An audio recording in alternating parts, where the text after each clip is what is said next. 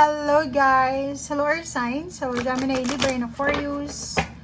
Welcome dito sa aking channel, Kapalaran 888. Weekend reading siya guys. Alamin natin, Air Signs, Gemini, Libra, and Aquarius. Imprisonment. Weekend reading to Saturday, Sunday. Or pwedeng Saturday lang. Okay.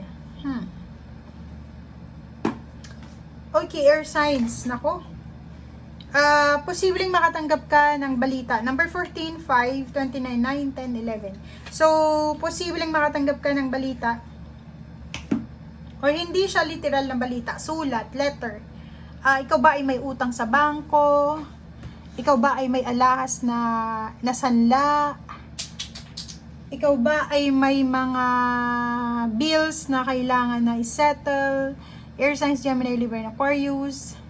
Posibleng sa araw nito ay makatanggap ka ng notice na pwedeng magbigay sa'yo ng pag-aalala. Diba? Mag-aalala ka dahil hindi mo alam kung saan ka kukuha ng pangbayad, hindi mo alam kung saan ka kukuha or ano ba yung solusyon dito. So, imprisonment, restrictions. For example, etong message of concern na to, itong mensahe na to, itong email na to, itong chat na to, itong information na to na matatanggap mo, is parang kahit gusto mong i-resolve yung issue, hindi mo magawa kasi parang restricted ka eh, 'di ba? Stagnant yung situation mo, wala kang magagawa. So, disappointed ka and feeling mo naka imprisonment kasi 'di ba? Pag naka jail yung isang tao, kahit anong gusto niyang gawin, hindi siya makakalaya, 'di ba? So, parang ganoon. So, etong mensahe na to na matatanggap mo today, pwedeng magbigay to sa'yo ng pakiramdam na maawa ka sa sarili mo, parang ganun. So, ano ba yun? Paki-share sa comment box guys, sa comment section. Oops, sorry. Wow. Pera, problema, may sakit. Nakikita natin dito na may financial problems. Pwedeng ikaw ay may problema sa pera. May kamag-anak ka na may sakit. Okay, so yun. So, Gemini, Libra, and Aquarius, yun ang nakikita natin. Pwedeng ikaw ay nasa ibang bansa or nasa ibang lugar. Ikaw ay makakatanggap ng isang mensahe, isang chat or call na yung relatives mo, relationship mo, or kung sino man ito ay may sakit. Kailangan niya ng pera, kailangan niyang panggastos. Ang problema lang, restricted ka eh. Wala ka sigurong trabaho, wala kang ipon, ang dami mo rin na utang, so hindi ka makakatulong sa kanila.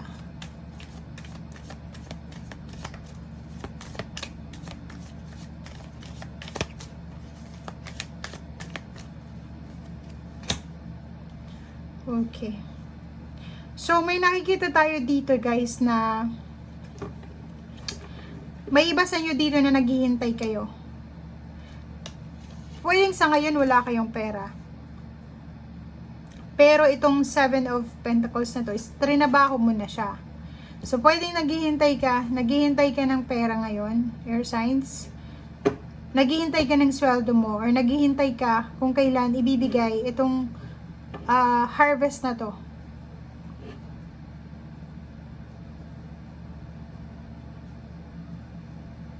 May iba dito sa inyo na Air Signs, Gemini, Libra, and Aquarius, ang posibleng nangangailangan sila ng pera dahil gusto nilang magpatayo ng bahay, gusto nilang bumuo ng pamilya, gusto nilang magpakasal. Kaso lang, malaking halagang pera yung kailangan nila.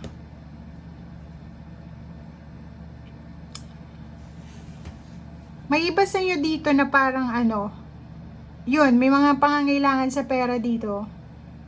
Ang isa lang na pwede yung maging source ng pera is inheritance. Pwede kang ibenta mo kung ano yung ari-arian mo, bahay, lupa, sasakyan. O yun, inheritance, yun yung nakikita natin dito. So, pwedeng yan ang solusyon.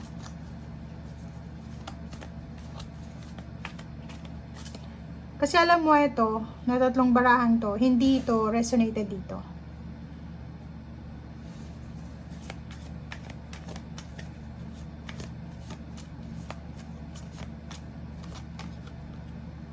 Diba?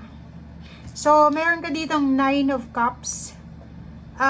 Parang nakikita ko sir dito na gusto mong balikan yung mga magandang nangyari sa'yo sa nakaraan. Yung kompleto pa yung family nyo, yung may nasasabihan ka pa ng mga problems mo, ng stress mo, parang ganun. So ngayon, feeling mo mag-isa kang nagsasuffer, feeling mo mag-isa kang tumataguyod ng family mo, nagsasolve ng problems mo. So, ang 9 of Cups dito is alaala ng nakaraan. Oh, sabi ko na eh. Oh. So, meron dito sa inyo, pwedeng Gemini siya, tsaka Aquarius, na binabalikan niya yung mga masasayang nangyari sa nakaraan. Diba? Yung masayang kasal niya, yung masayang childhood, yung occasion, yung mga panahon na kumikita pa siya ng malaki. Diba? So, sa ngayon, ang nangyayari is parang disappointment, sadness, and parang bumagsak yung foundation mo. Pwedeng ito, past mo to, and ito yung current situation mo.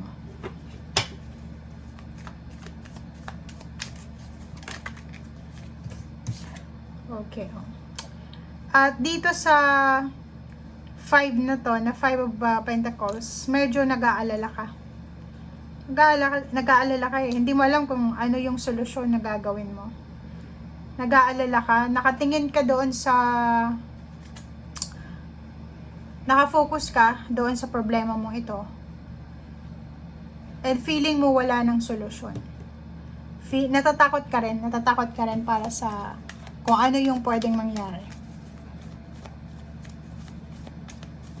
Paki-comment guys sa comment section kung ano itong mga concern nyo sa buhay, yung mga pinagdadaanan nyo na feeling nyo hindi umuusad yung diba? So, nakikita natin dito guys na posibleng isang earth signs, Virgo, Capricorn, and Taurus, or water sign, Pisces, Scorpion, Cancer, ang pwedeng makatulong sa'yo. Diba? Parang may mga kilala kayo siguro na water sign and then earth signs na pwedeng makatulong sa'yo. So, sa araw na ito, ngayong weekend, ang focus nyo ngayon is, ang focus nyo ngayon is mahanap nyo kung sino itong tao na pwede nyong malapitan para mahinga ng tulong pinansyal. Diba? Pwedeng mautangan or pwedeng mahinga ng tulong. Etong Queen of Cups is naghahanap ka rin, yung focus mo is naghahanap ka ng tao na pwedeng makaintindi sa'yo sa mga pinagdadaanan mo emotionally. Yung parang susuportahan ka. Yung parang i-guide ka sa kung ano man ito na pinagdadaanan mo. So, yun yung focus mo sa ngayon. Okay, so thank you guys and see you again. Bye!